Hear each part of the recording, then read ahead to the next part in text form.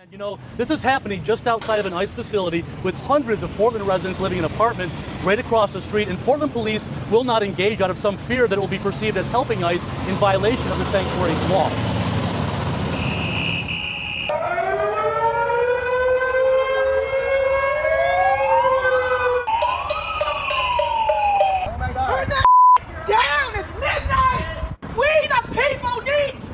So we have a slow-moving disaster unfolding in the city of Portland, where essentially the Portland police, under the direction of their mayor, have decided that you can do absolutely anything, even borderline war crimes, while protesting an ICE facility. And obviously the residents in and around this neighborhood, many of whom are elderly by the way, are absolutely livid. So if you guys are unaware of what's been going on, basically ICE protesters have camped outside of a facility that is located in South Portland. Now, of course, they're angry about immigration enforcement because, as we all know, illegal immigrants are the lifeblood of the United States of America. They're more important than citizens. In fact, I like to think of them as super citizens, my future overlords, and in reality, any kind of law enforcement against them is evil, white, and racist, and you need to shut up if you think we can have laws about immigration in this country about your evil, white racism. So these protesters, who of course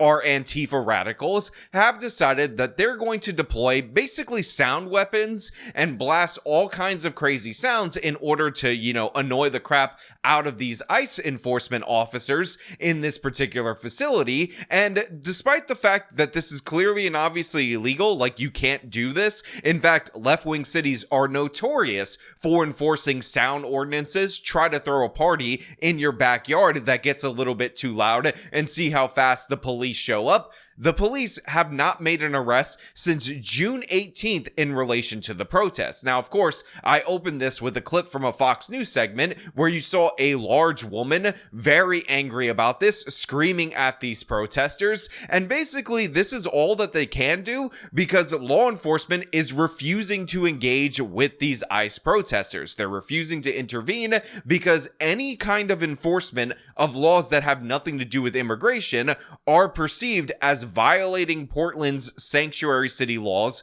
by the police department. And this is what we're going to talk about today: how over wokeness and this love of the illegals has basically thrown South Portland into disarray. But before we get into that, I want to thank everybody who supports this channel via actualjusticewarrior.com/join.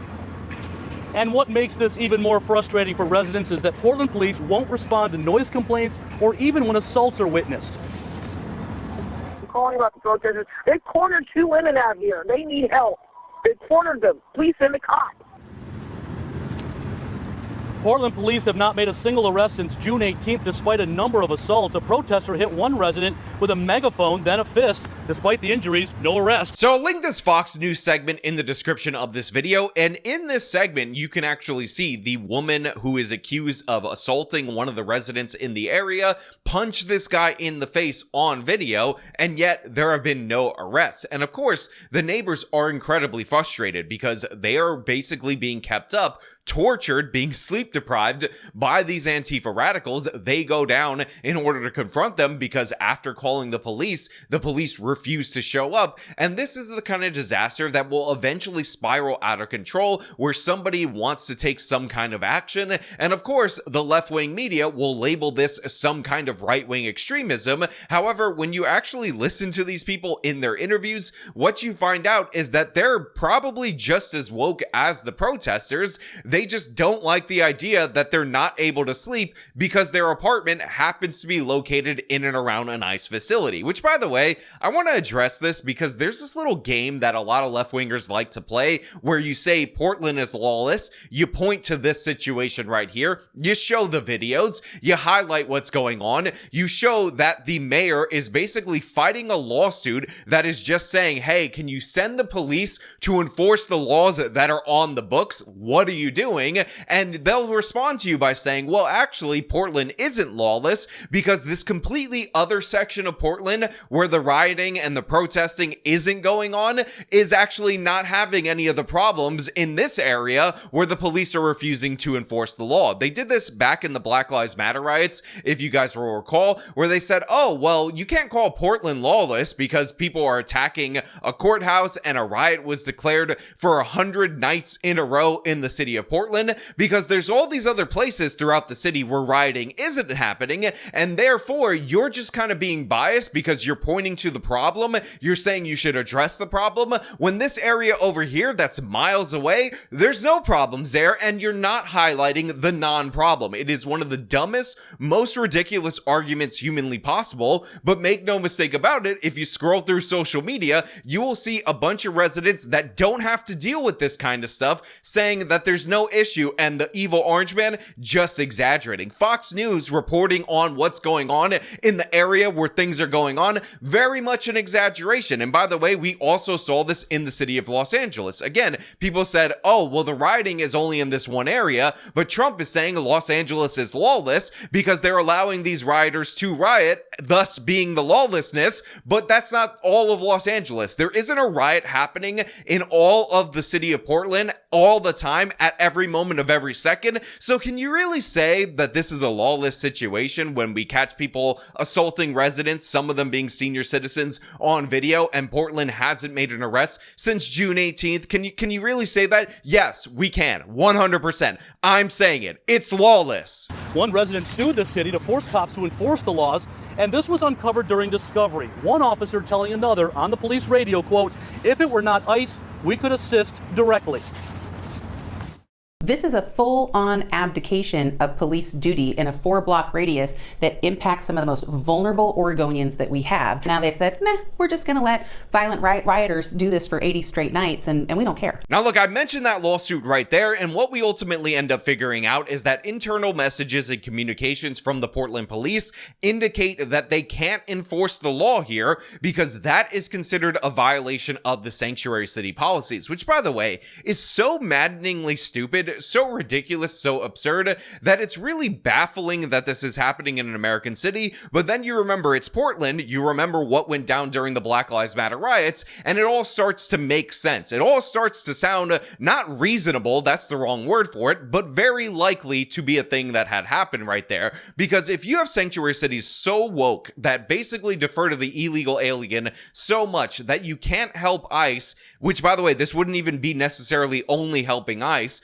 from dealing with lawlessness right outside their building, and everybody else in that area needs to suffer because an ICE building is located there, you need to change your laws. You need to fix this. You need to actually deal with the situation that has arisen, and the idea that you're going to say, well, maybe this could be misinterpreted as a violation of our sanctuary city laws because our overlords, the illegal aliens, need to be protected above all others. You change your laws. You fix the problem. Also, I have to mention that lady said we have terror and lawlessness in a 4-block radius, so of course we're gonna have all these left-wingers come out and say, well, what about 7 blocks away? I'm sure if you did a noise violation over there, you would be arrested for said noise violation. So in reality, there's no problem at all whatsoever. It sucks on you being an old person, being on a fixed income, living in and around this area that you can't sleep for 80 days straight. You're just gonna have to deal with it. And by the way, the lawsuit where the residents tried to compel enforcement from the Portland PD,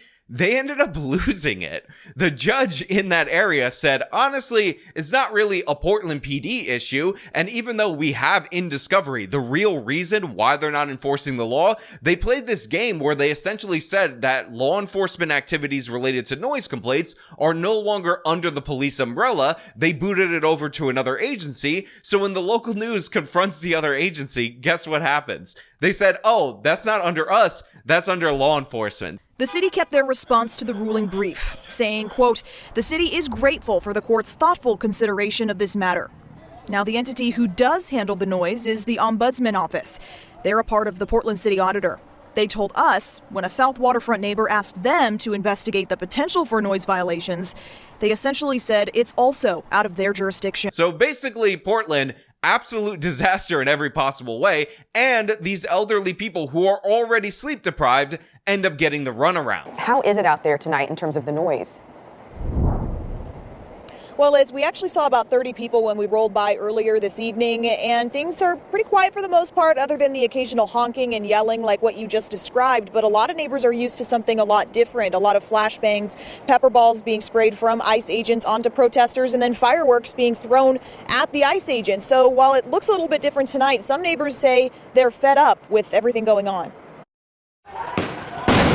For the last 70 days or so, we've documented scenes much like this at the ICE facility on McAdam Avenue. It's completely like a war zone. Tear gas deployed, fireworks thrown, flashbangs ringing out. So I love local news media reports because they give us the update on the court case and then they ask the reporter on the ground how things are right now in that moment. And she's like, pretty quiet, pretty reasonable. And then they immediately smash cut to crazy flashbangs and all sorts of other problems, people dressed in Antifa garb.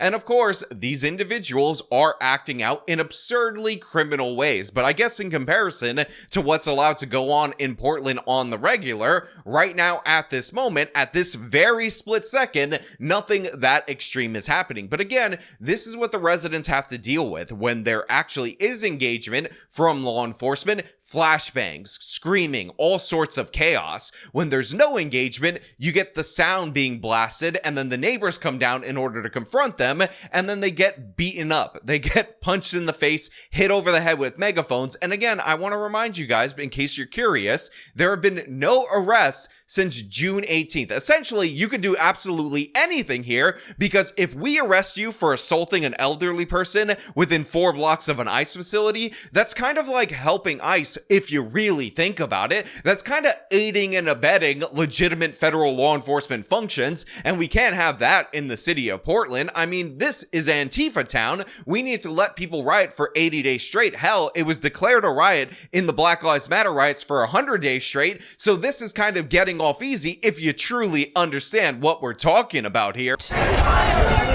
Protesters continue to push back against decisions coming down from the White House. They've told us before they're peacefully protesting. I also love the mostly peaceful protesting. Again, when you are making noise all throughout the night because you're unemployed and you have nothing better to do, ruining these people's neighborhood, that is not peaceful. When neighbors come to confront you, come to talk to you about it, and then you assault them because they're not down with the communism as much as you are, that is not peaceful. It's not mostly peaceful. It is not high probability of peaceful activity. It's absurd. It's insane, but this is how the media rolls over there, because if they told the truth, the Antifa rioters would target them. They come after the reporters.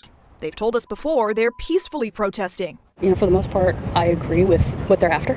I don't care for their tactics. But the people I talked with feel there are times when some demonstrators make neighbors feel unsafe. So you have this lady who doesn't want to be interviewed on camera, and of course, she is in fear of retaliation. We're going to find out that another old woman that's in a wheelchair is also in fear of retaliation, and they talk about how, oh, well, I agree with their objectives. ICE is bad. Federal government enforcing immigration law, absolutely terrible, but I don't think I like their tactics of attacking me personally for no reason, ruining my sleep, destroying my neighborhood. I don't think I can really get on board with that, but overall, their message is good. Overall, I like the fact that they're out here. I just wish I didn't live near here. And again, I know a lot of people are going to say, you voted for this. This is who you are. You're getting what you voted for. Ultimate monkey's paw wish. Somebody should resist Trump. Oh my God, they're resisting Trump and keeping me up at night. Add the process of resisting his immigration enforcement. That's a disaster. But in reality,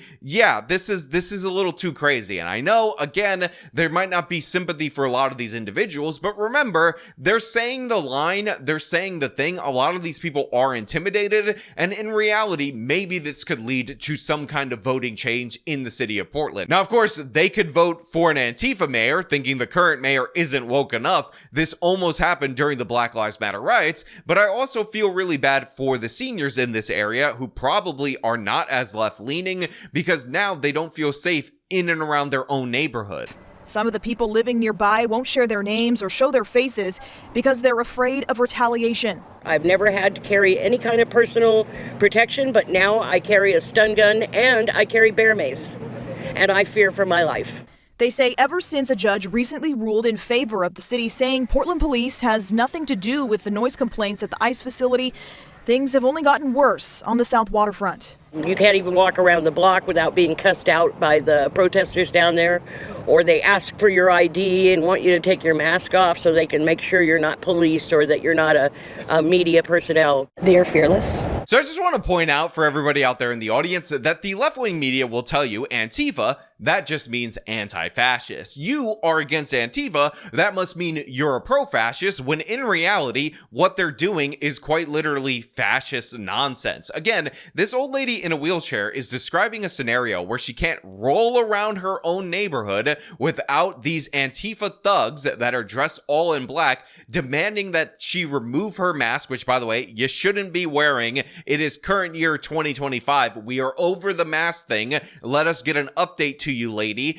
demanding her identification in order to make sure she's not a cop or a media person, because again, they don't want the media to actually be able to document what they see, and they want to be able to attack somebody. They're looking for any kind of justification, and that is what we're seeing on the video. People going down there saying, hey, I can't sleep, I got kids inside, or this is a senior citizen area, you're keeping the elderly people awake, only to be clubbed over the head with a megaphone. And guess what? The Antifa thugs operate with impunity because the Portland police, again, are just not engaging, because being able to arrest people for other crimes not related to immigration while they say they're protesting illegal immigration enforcement somehow is just aiding and abetting ICE. Crazy madness. I came here in hopes of, finding peace and sorting through my own issues. And instead, I'm thrust into a war zone. It's testing a lot with me right now. So if you listen to the residents in this area of Portland, you can actually hear some of the sirens, some of the noises that they're playing all day, even though these are daytime interviews, in through the night, that have pissed off so many residents. And again, Portland helping these people out. Of course, they ended up saying that they had to dismantle the camp that they set up in 10 days. They did the symbolic dismantling, but the protesters trotted their asses right back out there again in order to do this nonsense all over again, because there's no consequences. Because even if you dismantle the camps, if you're not making arrests, if you're not holding people accountable, guess what? That is not going to motivate any kind of action against them in the future. So yeah, while even some of the people that were interviewed as victims in this particular case are saying that they're left-wing people, and I disagree with them on policy, I hope they understand that we should agree on the basics, like the fact that you should not be able to operate with impunity if the government of your city is so woke they agree with your cause, therefore justifying all criminal tactics. I hope you guys can get on board with that. I hope you see this as an olive branch, and maybe, just maybe, your lines of where you vote in the next presidential election should skew even more right, to the point where you actually get some damn law enforcement. Also, again, look into investigating your mayor, look into the candidates that are running the next go around, because as we talked about before, Portland is in this very weird position where the democratically elected mayor also automatically becomes the chief of police or the police commissioner, and that just is ridiculous, because now he's putting political considerations above actually doing law enforcement. And I understand a lot of people have their own appointed police commissioner, and that makes it a semi-political position, but in reality, just it being a different person that can take the heat for the mayor when they do the things that they need to do would lead to better outcomes than we're seeing in Portland. But of course, I want to know what you guys think about all this down in the comments below. As per usual, if you like the video, show them by leaving a like, subscribe for more content, follow me on the social medias, support me via support links in the description of this video. This has been me talking about absolute madness going on in the city of Portland. Till next time.